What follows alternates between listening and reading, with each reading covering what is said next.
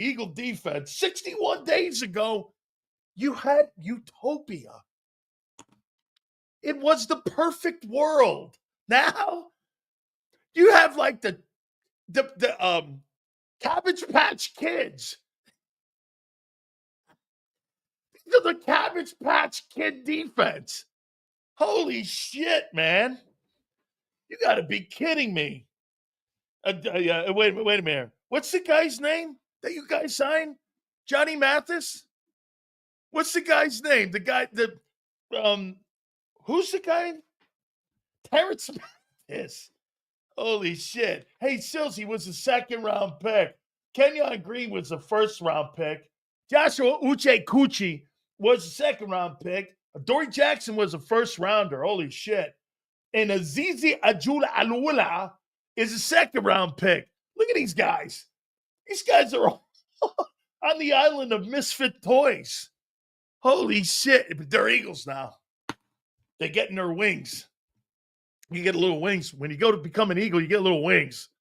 And all the fans know that you're an Eagle. You get to run around and go into Wawa, and they give you some of that shitty pizza they got in there. Without further ado, here on this Football Friday, 13 days away from the National Football League's draft, our friend Big Z, Zander. What's going on, Big Sills? How you doing, brother?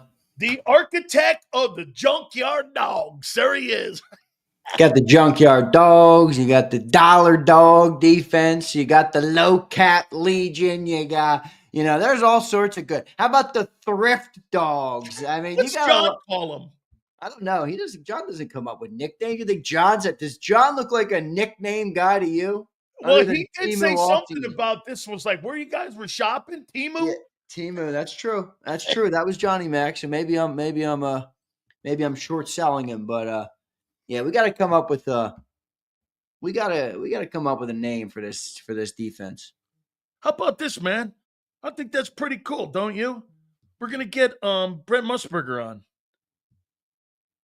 Brent Musburger, the voice of college football, man. I thought you've had him on, no? I have.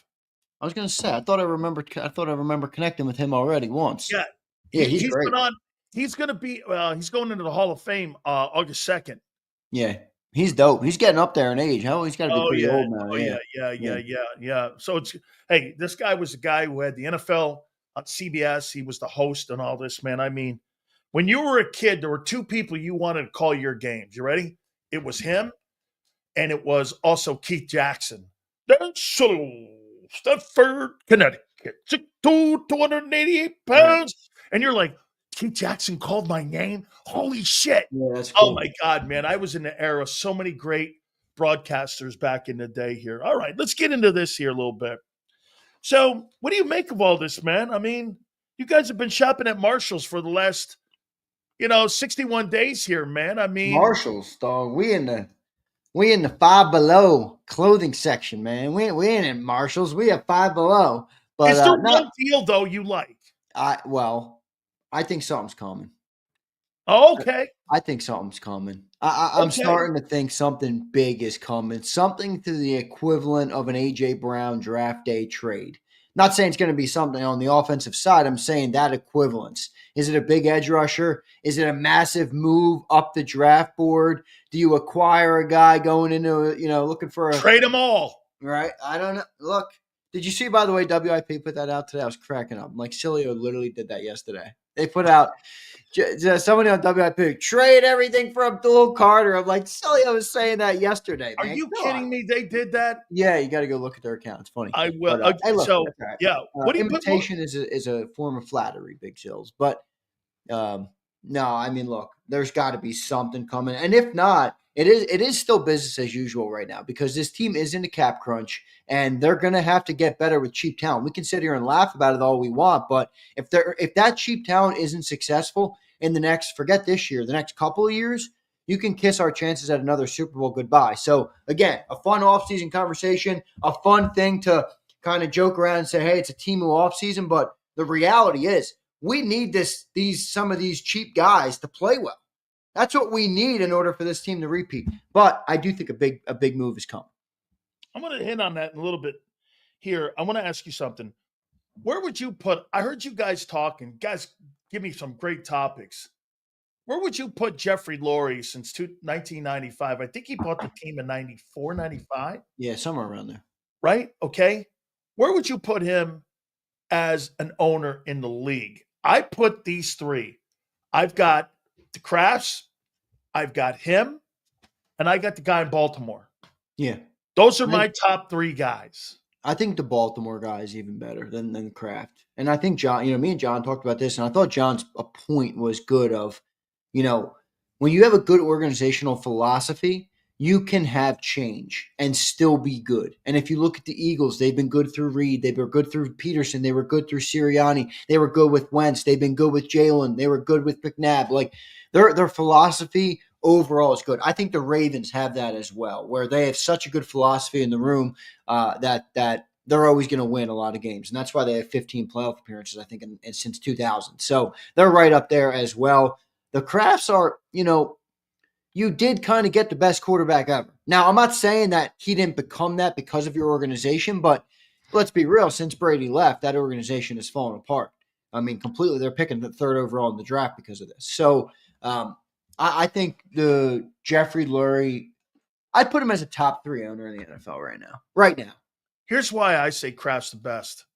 To your point, his first 3 hires at head coach were Pete Carroll, Bill Parcells, and Bill Belichick. That's pretty good. It's hard to argue with that. Okay, and on top of that, they did go to a Super Bowl without Bill Belichick as the head coach and Brady. They lost to the Packers. And let's not forget that, would you not take 21 years of success, 25 years of success for 4 shitty years and 6 Super Bowls? Yeah, no, that's true. That's true. But the point being, the Eagles organization is so good that you literally Sills 5 years ago. I know. We signed another quarterback to a max contract. Like that's the impressive part too, is the quarterback coach. That's what I mean, where what they do here is clearly a working method. It might not be your favorite, it might not be somebody's personal favorite method to go about it, but what they are doing does work from a macro perspective. So I'd put them way up there, dude. I think Jeffrey Lurie's done a good job, man. I really do. And, I've had my gripes with Jeffrey and certain things with him, but he's done a really good job owning this team. And to his credit, he does seem to constantly pursue a Super Bowl. He wants to do it his way, but he does seem to constantly do it, continuously do it, and I think he deserves a lot of credit for that. I'll tell you what, I think what you just said there might be the secret sauce to their consistent success, and that is, don't you agree that unlike Kraft, who didn't really have the strings on Belichick that much and didn't really have a lot of control, because let's not forget who Bill hired as the personnel guys. He hired Nick Caserio. He hired guys like Scott Pioli. He put people like Mike Lombardi in the building there. So he kind of left him have those controls. Whereas, when you not agree, the one thing, like you said, you may not like everything Lurie does, but the one thing that he does is, outside of Andy Reid so much, where he learned a lot from Andy Reid, I think he learned pretty much how to run an organization from Andy Reid. He said it a couple weeks ago down at the owners' meetings, how they're still really tight friends. They went out to dinner when they were down there. Yeah. Don't you agree that the fact that probably because he's had more control on the strings of the organization, that's kept the organization on its rails? Yeah, I agree 100%. I agree completely. So, there's no doubt. I mean, he's definitely one of the best owners in football. I mean, really impressive what he's done with this organization, and they definitely want to do it their way. That and I'm a guy that can relate to that, so I can't hate on it too much. So I get that, but they've done a good job, and the success is now really starting to pile up.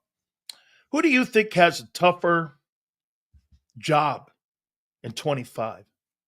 Vic Fangio or Kevin Petullo? It's a good question.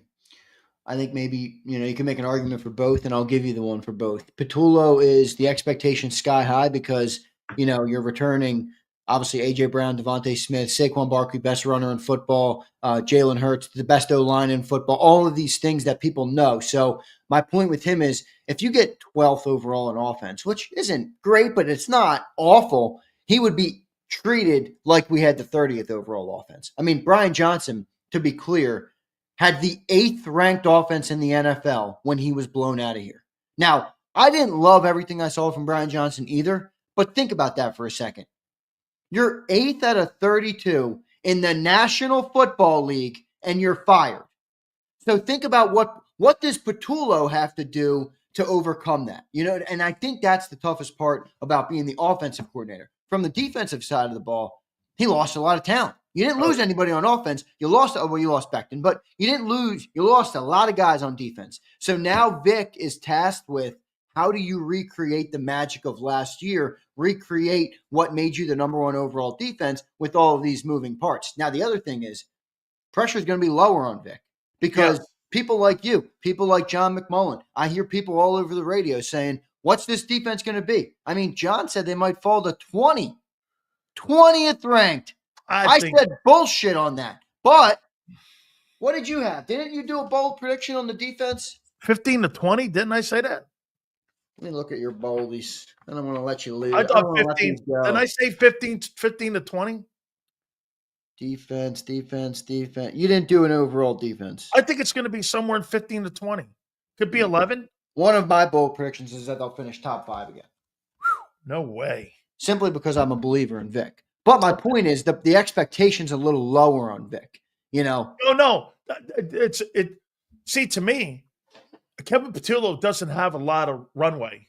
Yeah, Vic dude. will. Like, I still Vic will have more runway. Brian Johnson thing. I mean, dude, Brian Johnson's not an offensive coordinator in the NFL anymore. That's what they made him look like out the door.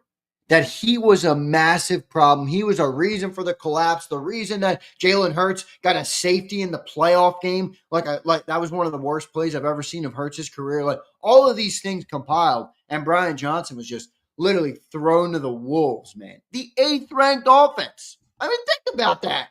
That's not bad.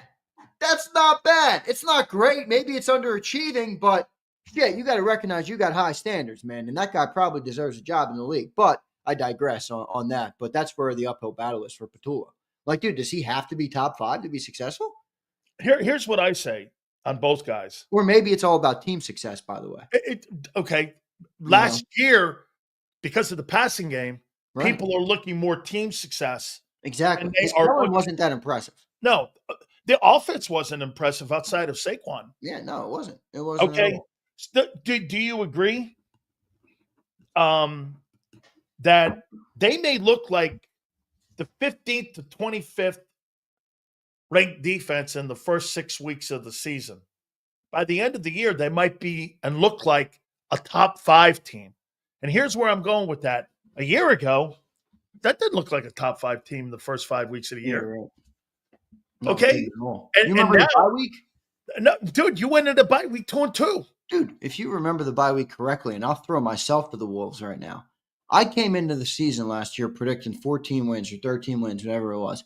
After the bye week, when they lost to the Buccaneers, I altered my win prediction down to 10. I said, if this team doesn't figure this thing out, this is going to be an ugly season. That's how bad those first 4 weeks were ugly. Even the 2 wins that we had were ugly wins. So, you're right about that. They really turned it around after the bye last year.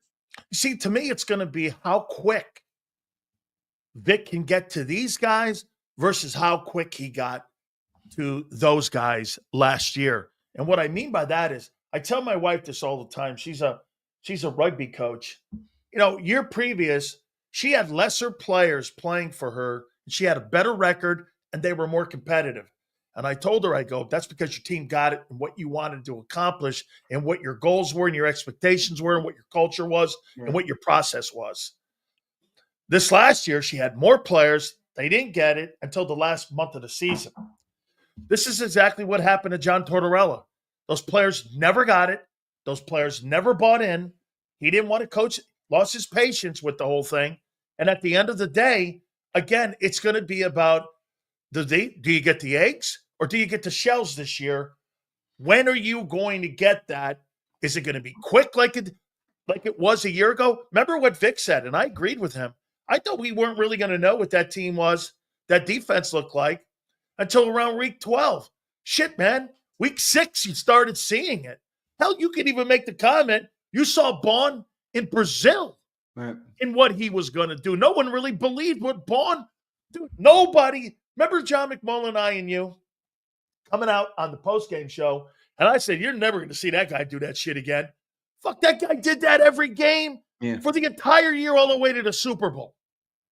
I've never seen anything like that. That guy played as good as he did in Green Bay and Sao Paulo as he did when he was in the Super Bowl this last February. I mean, it's incredible. So I think he's going to have more runway, Vic Fangio. Vic's really got quite a job, because not only does he have to find, and this is where people are truly missing, he doesn't have to only find 5 starters.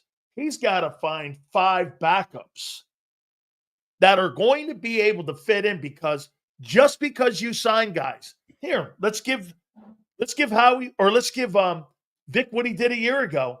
Just because you signed Bryce Huff to an $18 million contract doesn't mean I'm not going to play a $3.5 million guy over Devin White. I'm going to play the guy who I think best fits. And he's got to hope in this group of people that they've hired that there's something in there that he can plug in and play. I think it's going to be lesser. I think you're going to have more bumps and bruises with mistakes. Let's all be candid about these players you signed. What's the one thing that they have that's consistent with every guy you signed? They have been inconsistent in their entire careers. Is that not true? No, that's 100% true. That's 100% true. There's one thing I want to hit on, though. It's a little off football, but you brought it up there. The Tortorella thing. You brought up Torts. You're talking about him with the Flyers, right? Yeah. Another coach that Philadelphia will say, oh, no, Tortorella wasn't. Okay, Philadelphia. Keep blaming the coach. Tortorella, Vigneault, or whatever his name was, Dave Haxtell, Craig Berube, Peter Laviolette, John Stevens. I used to play with his kid back in the day. I mean, how many coaches, Philly, are you going to fire? We just talked about organizational success with the Philadelphia Eagles. The Flyers are legitimately the polar opposite. God, that organization pisses me off because I'm a hockey guy. So it just drives me crazy. Laviolette and John Tortorella are bad coaches. Yeah. I mean, the Flyers are brutal, bro. The Flyers. I just wanted to say that because I get a kick out of people who say Tortorella stinks because the Flyers fired him. I'm like, dude, are you kidding me? Look at the history of the Philadelphia Flyers in the last 15 years with head coaches. I mean, Laviolette won a Stanley Cup. Craig Berube won a Stanley Cup with the Blues. I think Laviolette won in Carolina. Yeah, Laviolette won one. Well, here, ask yourself this. What's the difference between the Flyers and the Eagles? It's ownership. I mean, look at the structure that Jeffrey Lurie doesn't make a bad hire at head. Even shitty Chip Kelly had a winning record. Right. Okay. I mean, dude, a guy you hated. What did he leave behind? Lane Johnson, Jeff Stoutland, a Slurpee machine. I mean, still, Chip, there's signs of what Chip left behind during his time, and it wasn't a complete failure. You know why? You got Lane out of it. You got Stoutland out of it. Right. I mean, every hire, they don't make bad hires, dude. They may make a wrong decision on a guy who doesn't want to conform. Look, the two things that Chip and Doug failed at, not playing the game with them. Right. Those guys did not want to play ball. And that's why, oh, by the way, I got to show you this here, man.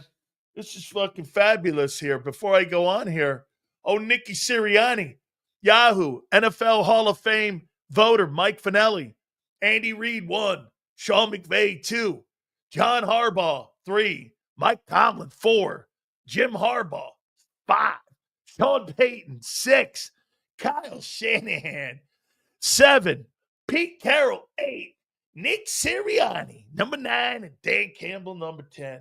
That's his top 10 coaches. Oh, how you doing? Yeah, who made that list?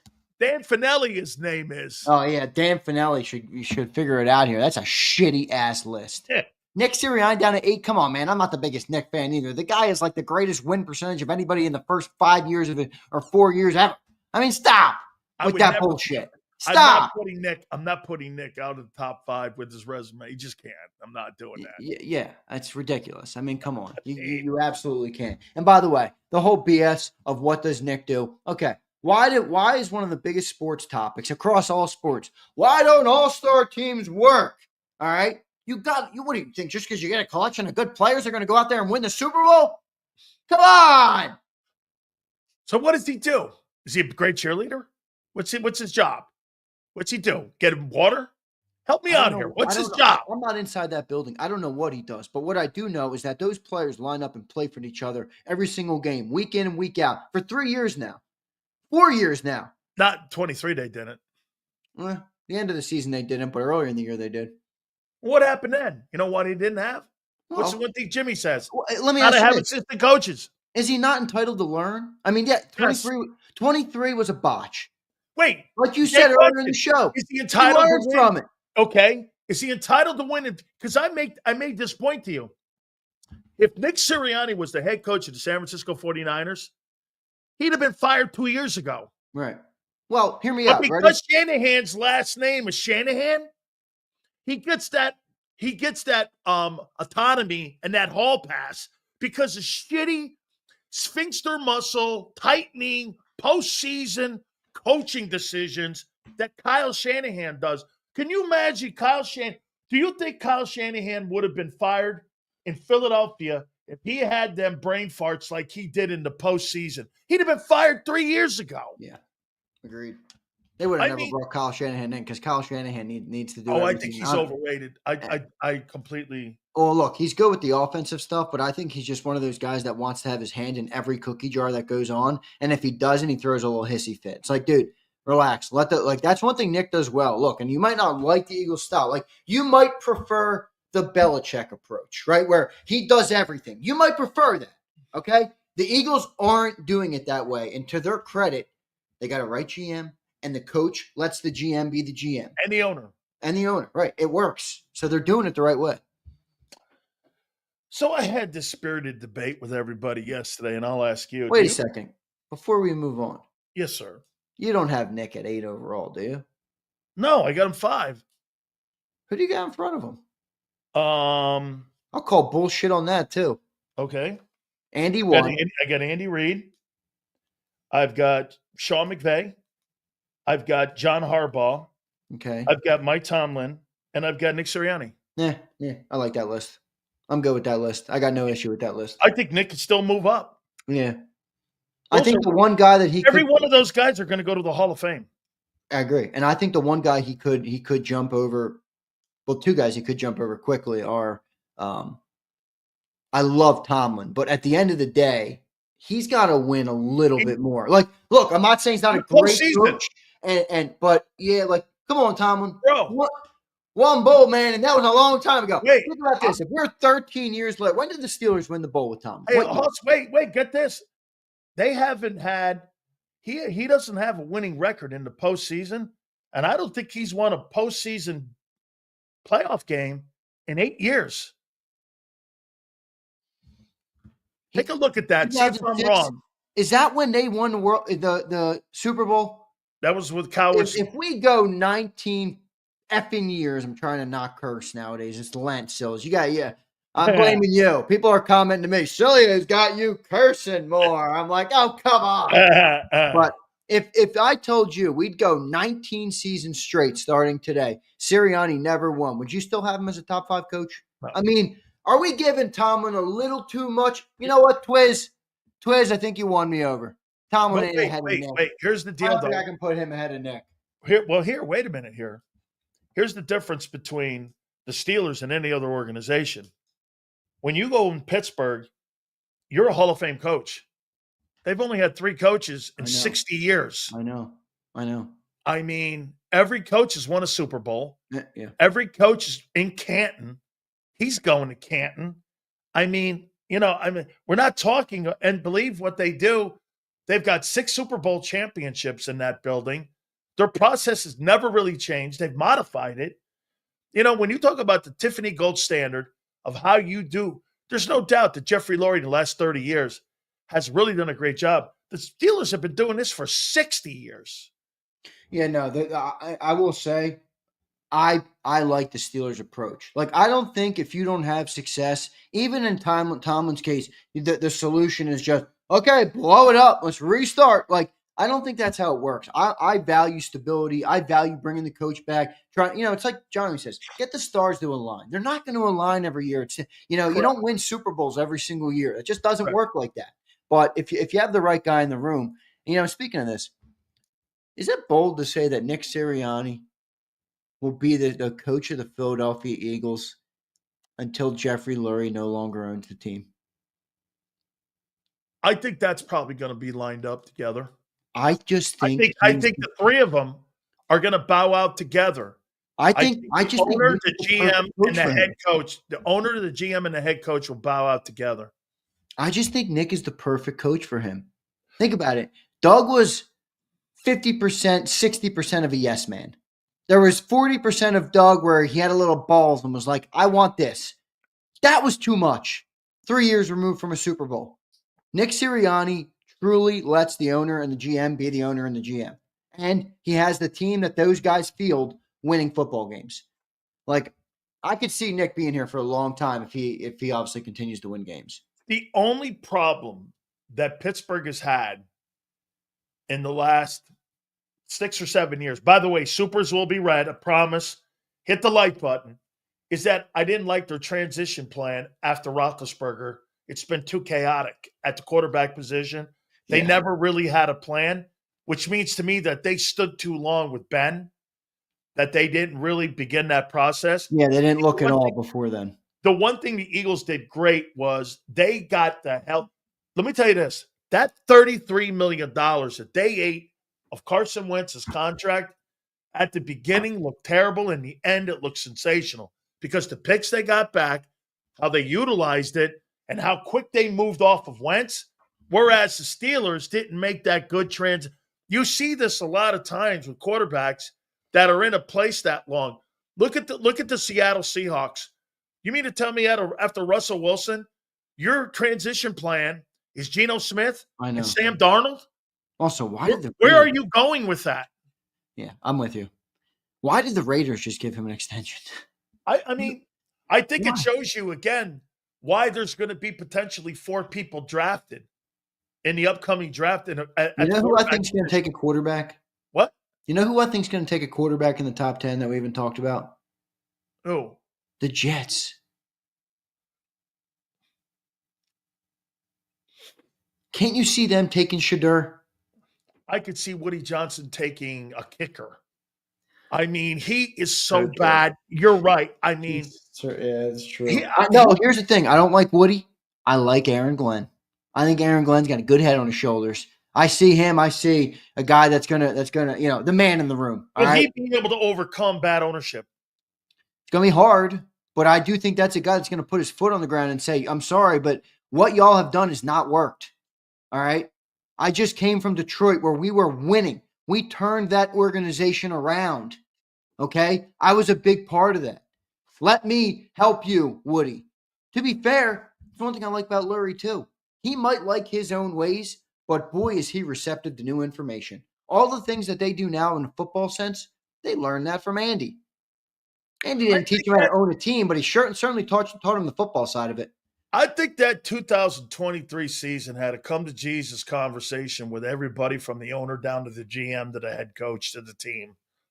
The greatest thing ever happened, there's 2 things that happened for your Super Bowl win 61 days ago, was the 22 loss and the 23 debacle. All set you up for that game because you didn't know how to win that game in 22. You saw the failures of not living up to expectations in 23. And you combined it all, and you ran through the tape in 24. I think that was so important to the process of where they were, and you had great leadership from the coaches all the way down to the players. I still really have a problem with the defense only being 24 years old as an average. I don't think there's enough leadership on that side of the ball. People are going, who do you think is going to be the leader? Jalen Carter? Okay. Dude, here's the thing. You learn something from being a champion in the NFL. You do. Right? I'm not saying that's going to make up for everything you're talking about with being 24 and lacking leaders and veteran. I'm not saying that. But I am saying this is not your average bunch of 24-year-old NFL guys. It's not. Look at, and I know college is different, but winning is a culture, a mindset, an approach to life. Okay, my cousin used to say to me, "How you do anything is how you do anything is how you do everything." Winners win. All right. There's a lot of guys in that room that have won a lot at every level of their career. Again, not saying that's going to wipe out all the issues, but I will say they're a rare breed of 24. It's a mindset. And again, I brought this up the other day with Magic Johnson. Magic Johnson's last 2 years in high school, he wins the state championship. His first year at Michigan State, he wins a national title versus Larry Bird. In his first year in the NBA, he wins the NBA Most Valuable Player Award in the finals, carries his team in Game 6 to a championship versus the Sixers, and he did this all in 5 years. There's no coincidence. He went on to win 4 more titles. Everything he touches, from the Dodgers to what he's doing now with the Commanders, there's just something about being a winner and being around a winner and having a winner's mentality. I think that's contagious to everything, that when you're in a building with that and you play with people like that. That's why I told you about that Will Howard guy. I heard John say something about that Jalen Milroe and that Dart kid have a higher ceiling. Well, they also have more room for failure, because if you look at those guys, do you see first round written on them as a talent? I don't. That's why, to me, my value pick would be this. Look at Jalen Hurts. That turned out to be the greatest pick maybe in Howie Roseman's life, because it was a second rounder. He didn't go into the draft to go he got a safety belt for Carson Wentz. Turned out to be the guy was a starter. Look at Russell Wilson. That was a safety belt for a guy named Matt Flynn, who they signed from Green Bay. Tom Brady was a safety belt for Drew Bledsoe in New England. My point is that when I look at value and I see the quarterbacks in this draft, even Cam, the number 1 pick, if Cam goes number 1, and he is, Cam Ward is not Peyton Manning. Do you see Peyton Manning at that spot? Andrew Luck? No. I don't see that. But because teams I don't see Jalen Hurts. No disrespect. No, I don't see any of these guys. I don't see that with Jalen Hurts. No, I don't see any of that. I mean, like I said, who would you rather have? The kid from Ole Miss at quarterback or Tanner McKee? Is there much of a difference? Yeah. One guy's a 7th round pick. One guy's a 3rd. And the other guy you want to take in the 1st round. Yeah. Yeah. See, this is I'm starting to. I've always said I like Shedeur. He's saying Cam is a bust, Shedeur is a winner. They got it backwards. I could see this being true. I'm not saying he's going to be right. I could see this being true, though. That Cam Ward struggles. And by the way, I won't even say it'll be Cam's fault. If you go to the Tennessee Titans, I'm going to go out on a limb and say Cam Ward's not going to be successful. No. Same thing with Bryce Young, right? And I'm not the biggest Bryce. I love Bryce Young in Alabama. Obviously won a national championship. I always wondered how he was going to do in the NFL because he's just so damn small. I mean, I had class. He was on campus when I was there one time, and then I met him at the Maxwell Awards when he won the Player of the Year, and I'm like, holy shit, I'm bigger than Bryce Young. I look down at Bryce Young. I'm like, when I see an NFL guy, normally I'm, looking up at him. I like him. He's in Carolina though. I know. What if your boy Shedeur goes to the Jets? I'll feel at least decent because of Aaron Glenn. I think Aaron Glenn is the man in the room. I don't think they've had that in a little bit. I had a spirited debate yesterday with some of your boys. Here, Twiz and some of these other guys. M. Reyes, all right? My boy M. Reyes. Can you believe that the Philadelphia Eagles would have won the Super Bowl if Saquon Barkley wasn't on that team a year ago? Last year? No. Yeah. No. How could even with the defense being what it was? Here's the thing that people don't understand when you factor in this equation. One of the reasons the defense was so good is because they had Saquon Barkley. One of the reasons that Saquon Barkley was so good was because they had the defense. If you take one of those away, it's not just the defense still going to be one, or if you took that away, Saquon's still going to run for 2,500 yards. That's not how football works. It's complementary. That's part of why that last season was so special. because the complementary aspect of it literally fit like a glove. It fit like a puzzle. It was perfect. And now you look back at the year and you see the artwork that was created in that year. It was a special season. But it doesn't. You take away that defense, Saquon Barkley's not running for 2,500 yards. You take away 2,500 yards, Saquon, that defense wasn't going to be number one overall. I mean, so it's hard for me to view it like that. You're telling me take the top offensive player in the league last year, take him off the Super Bowl winner, and they wouldn't have won? I mean, come on. That's a dumb take. I mean, we wouldn't have won if we didn't have Saquon Barkley. There's no way. How important do you think the loss of Josh Sweat, Slay, CJ, and Milton? Because I agree with you. After listening to you yesterday, it's not one guy. Those 4 men that you don't have coming back, how instrumental are they going to be in the success of your football team this year, not having that collective group of dudes? Which dudes? Sorry, I missed it. CJ, Slay, Milton, defense, and Josh. Yeah, I mean, look, the reality of it is I think this is less on the replacements and more about the guys that the Eagles have identified as foundational. And what I mean by that is I'm not saying you can just put trash cans in for Milton Williams and Josh Sweat, but my point is if that defense wants to stay elevated, the guys that have to elevate it and keep it up there are Jalen Carter or Zach Bond. I brought up Zach Bond this morning on Birds 365. Sileo used to call Jalen Hurts a one-year wonder after 22. And you were right. He's done it 1 year. Let's be real. I'm still confident in Zach Bond, but when it comes to this defense, if he's not exceptional, you can kiss the number 1 overall defense goodbye.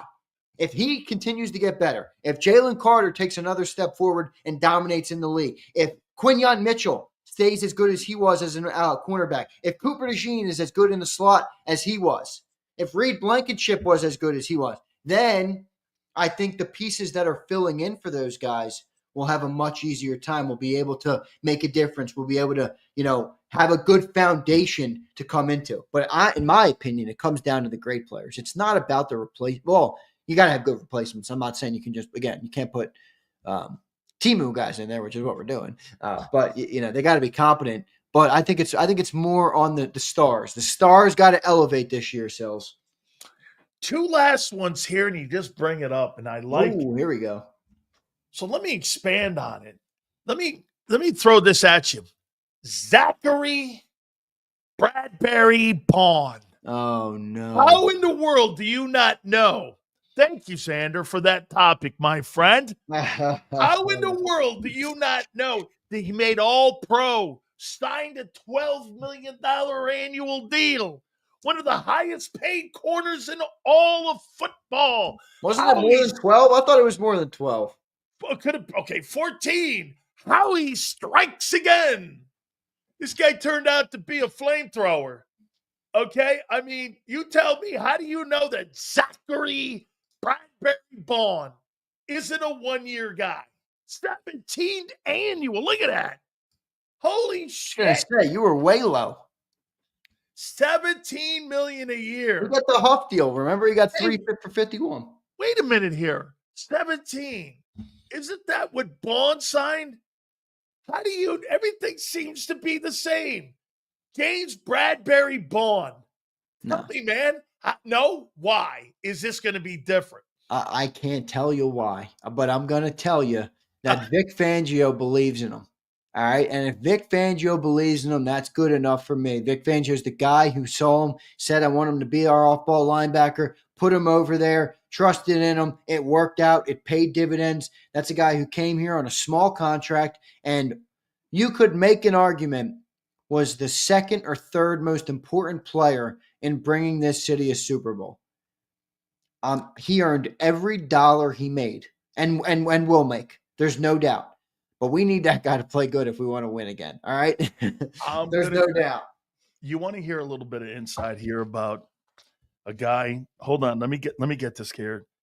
DB coach, Eagles in 22. What was that guy's name again? He ended up going to Baltimore. What was that guy? I think he's in Tennessee now. Denard Wilson. Oh yeah, he's their DC now, right? I think so. Yeah. Listen, Denard Wilson did not want James Bradbury to sign a contract. Wanted to be to DC and said, he's not the guy. They didn't believe him. He exited out of the organization. Just I thought telling it you. ended differently. I thought they didn't want to give him the promotion, and then They asked him what he thought of the defense, and when he did his interview, he said, what are you alluding to? That Denard Wilson was right and should be here? Well, yeah, I thought he did a wonderful job when he was in Baltimore. He was excellent.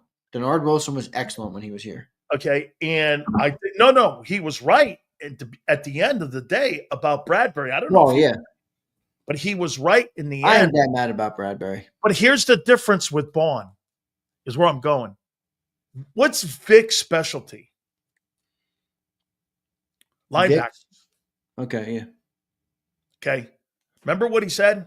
You give me a special teams guy. You give me a guy who is that guy who could play multiple kickoff return. Why is that important? Kickoff return, kickoff coverage, covering people, hitting people.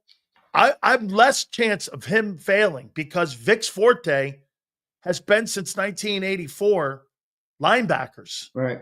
That there's a less shot of failure with Bond than there is with a guy like, I mean, if I'm not mistaken, wasn't he on two separate teams prior to getting to Philly, Carolina, and New York? Bradbury? I thought he was on Carolina and the Giants too. I know he was New York. That's where we got him from, the Giants. But was he Carolina early? I thought there were two teams that he was I think he's going to make an excellent coach in the NFL, James Bradbury. I do too. What's going to happen with him? I think he's going to be an excellent. Carolina, Giants, Philly. Yep. Well done by you. Yeah. So again, I mean, but you're sold that James Bradbury Bond is going to be the guy. All right. Well, let me ask you this one. James Bradbury Bond. What are you talking about? Yeah, Zach Bond was the best linebacker in football last year, and it wasn't close. Who has to play superstar football this year for your defense to be in your top 5? Carter or Bond? Or both. Both. Pick one. Both. Because I think one is more. I think Carter's success is a collateral situation to what Bond is, because if that guy in front of him doesn't play well, he won't play well. The defensive pressure's on Carter, dude. That's exactly why my point is both, though. If both of those guys don't excel next year. You think Bond's first team All-Pro this year? I didn't say that. I didn't say he had to be first team All-Pro. But he has to play like Pro Bowl ball. Pro Bowl ball. A difference maker. You know, he's got to be an impact player on the defense. If he's not, we're in trouble. Same with Jalen Carter. I mean, if Jalen Carter isn't dominant next year, that defensive line is in major trouble. You could literally argue the entire game plan right now to replace the losses that you have is basically just the fact that you have Jalen Carter. That's how much they're putting on. They're treating Jalen Carter like Aaron Donald. He's going to make the whole defensive line work. So he better. He's got it. Let me put it to you this way. If that kid Carter finally turns out to be the first team All-Pro guy, and I think he is, they're going to make that dude into a Barbie doll just like LeBron James. They're going to get him a Barbie doll too, boss. Just like LBJ now. Did you see what happened? I'm not talking about LeBron. What do you mean they're going to turn Jalen Carter into a Barbie doll? Barbie's got a new LeBron James doll now. That's cute. What does that have to do with Jalen Carter? What does that have to do with Jalen Carter? He's going to be a cultural star if this guy turns out to be whatever. And I think he is. I do. I like that he's low key, Jalen Carter. Do you understand about what I called Howie? About him being a calculated opportunist? Yeah, he is. See, that's what he's supposed to be. That's what makes a good GM. Yeah, well, I don't believe there's a lot of those GMs in the league. Oh, and that's why a lot of them freaking suck. Let's be real. Absolutely, man. Are you kidding me? Yeah. Wait, I got to tell the people, because we got a different audience here on the Sil Show versus my morning show. Some of the overlap, but we got most of a different audience. So my boy asked me, I want to tell you too here. My boy asked me, he says, where's the Kanga? All right, Sills, what do you notice about this Kanga? There's my dog. See his coat? Oh, I know. And look at the hat. Got it. So this is Oh, my wow. Kango. This is my Kango hat that matches the coat of my dog. That's why I love this hat. So I got it when he passed away on Monday, and I got it yesterday. So that's why I'm rocking this hat, baby. Kango. That is dope. Yeah, Way to that's go, dope, isn't it? dog. I love that. That's really great, Yeah. man. Very good, man. You know what? Like I tell people, I don't really like people all that much. I love my animals more. Yeah, me too, bro. Yeah, in Yeah. perspective, dude, you know Yeah. what I mean? I'm with you, bro. My I'm family with and you. my dogs. Absolutely. Please hit the like button. We're going to have Jason Cole coming up here in a second. Xander, if we have any Yeah, let's do it. live chats or super chats, we appreciate you guys so much. We will read them now here. So please throw it up there. Sills needs Kyle. one for little Stevie. All right, I would wear one. Kidding me? Right. I don't know what little Stevie looks like, but I'll I'll get get a him. pick of him. He's a I'll get pipsqueak, isn't he? Yeah, What's he he's a like? little. He's like 12 pounds. Well, here 12. Well, when we got him, he was like this big, and all of a sudden now, my wife likes fattening the males in the house up, as you can see. Yeah, that's a good thing. That's a good thing, man. This guy looks like Secretariat right now, dog. Bro, my dog was a. I used to say my dog would have been in the NFL of dogs if they had one. My dog was so athletic, man. He could jump and catch and everything. Oh my He was God. incredible. Absolutely. Kyle Kokorski says, Sills and Zander, what was the common denominator since '92? The reason the Steelers went to Super Bowl is Dick LeBeau. Great Sills would know a lot more about that than me. Dick LeBeau was one of the greatest defensive coordinators. He played, by the way, Kyle, Dick LeBeau played with my uncle, Andy Robustelli, at the New York Giants. And Dick LeBeau was a great player. I believe, if I'm not mistaken, I think he played at Oklahoma or Notre Dame. I think he played at one of those places. And he had a legendary college career. He had a really good NFL career. And then he won multiple Super Bowls when he was the coordinator, I think for Carroll and also for Tomlin, if I'm not mistaken. Really a great defensive coach, man. I mean, you're right. I don't think if you don't have a great defensive coach on your football team, or a great coordinator, you're not going to win Super Bowls. And that's one of the reasons why I really think that the Eagles won the Super Bowl. I mean, look at the years you were great. Buddy Ryan, Jim Schwartz, Vic Fangio. You've been great because you had great coordinators in all those eras. Yeah, it's true. Kyle, thank you, bro, for the super chat, man. Martin Perez checks in. What's up, Martin? More like Ross clearance section defense. I like Dollar Dog. I like what did I say? The salary cap legion or something like that. I like Xander, that don't you agree if they finish in the top 5 this year versus being number 1 last year, that'll be a greater achievement for Vic than what he did a year ago? It depends. What if you make a draft day trade for Trayvon Walker or Trey? Hey, did you hear my prediction? I think that the Bills are trading their first round pick for Trey Hendrickson. The Bills? Where are the Bills picking? 26? Somewhere down there. I think 20. Yeah, that sounds about right. They trade with Cincinnati, and they give them their first round pick for Trey Hendrickson. Where are we picking? No. Where are we scheduled to pick right now? 32. Yeah. Who picks 32 again? That's right. That's right. You won't be picking 32. You're going to trade out. Yeah, only the champion picks 32. Bitch. 32. Oh, man. My God almighty. I got 12 months of this bullshit. Go ahead. Oh, yeah. Hollywood Hogan checks in. So garbage pail kid, you mean? Yeah. Hogan. Oh, did you read Fleming? Fleming won our giveaway. Fleming, I forgot to ask you what shirt you want. Email me, you fucker. He says, I'll say it again. Sills, your guest booking game is unparalleled, and we are incredibly appreciated for elevating these convos. Sills' guest list is insane. I don't know a guy that's as connected as Silly. I swear to God. It's pretty crazy. I mean, dude, I'm working on Dana White. Oh, that would be sick. And people will say, no, you're not. Sills has had The Rock. Sills has had some insane people on this show, man. Hey, wait, get this. How we're getting Dana? because guess who the official law firm is for UFC? Morgan and Yeah, Morgan. Morgan. Yeah. Oh, so they're connecting you. Oh, Yep. man, I love me some Dana White. I love the way he does business. He doesn't give a shit who says Hey, what. what'd you make of this? What'd you make of this shit that I had here? I Look at love it, dude. I would box. like to get some too. I'll rock it on the shows, Get man. this. As a matter of fact, Dan and those guys asked me to get an address for you so that you Yeah, guys. did he respond to you about Brittany? Yes. Yeah, he knew Love her, right? her. It's Yeah, I was gonna say, absolutely they were dear friends. friend. They were friends. Make sure you tell Brittany. Yeah, I will. They sent me a shirt and they gave me a hat right here. Yeah, Morgan. the hat's dope.